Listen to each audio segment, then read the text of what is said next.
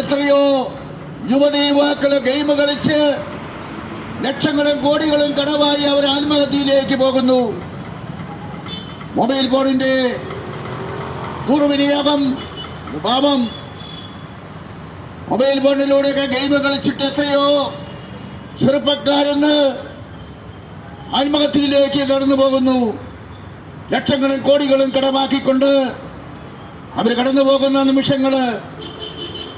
എന്നിട്ട് പിശാച് പറയും, അവരോട് പറയും, നീ ഇനി ആത്മഹത്യ ചെയ്യോ, നിനക്ക് രക്ഷയില്ല, നിനക്ക് ലക്ഷം കടം വന്നില്ലേ, കോടികൾ കടം വന്നില്ലേ എന്ന് പറഞ്ഞ് ഒരുപക്ഷെ ആദ്യമൊക്കെ ഗെയിം കളിക്കുമ്പോൾ 1,50,000 ഒക്കെ വെറുതെ നമുക്ക് തരും.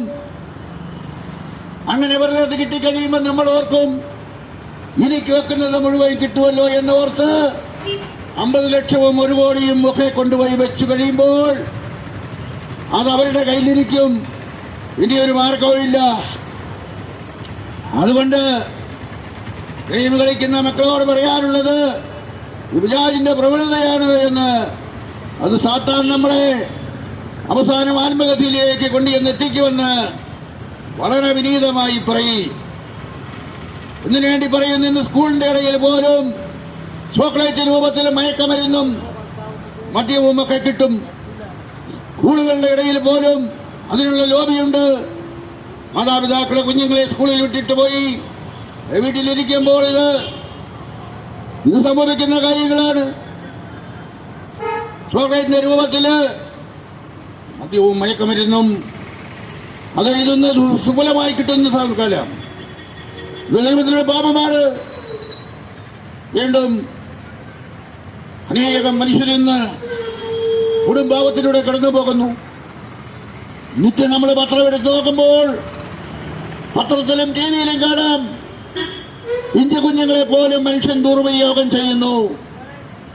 പിഞ്ചു കുഞ്ഞുങ്ങളെ പോലും മനുഷ്യന് ദുർവിനിയോഗം ചെയ്ത് ആ കുഞ്ഞുങ്ങളെ കുറ്റിക്കാട്ടിലേക്ക് വലിച്ചെറിയും.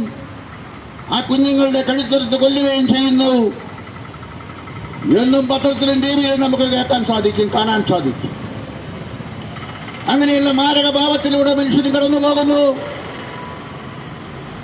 ഈ കഴിഞ്ഞ ദിവസങ്ങളിലൊക്കെ പത്രത്തിൽ കണ്ടു, 64 പേരൊക്കെ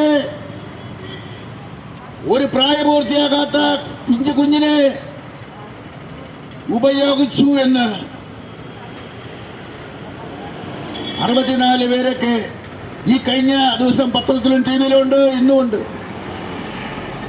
അതിൽ 40 പേരെയോ 44 പേരെയോ കണ്ട് അറസ്റ്റ് ചെയ്തു. ബാക്കിയുള്ളവരെ ഇനിയും ചെയ്യാൻ കിടക്കും.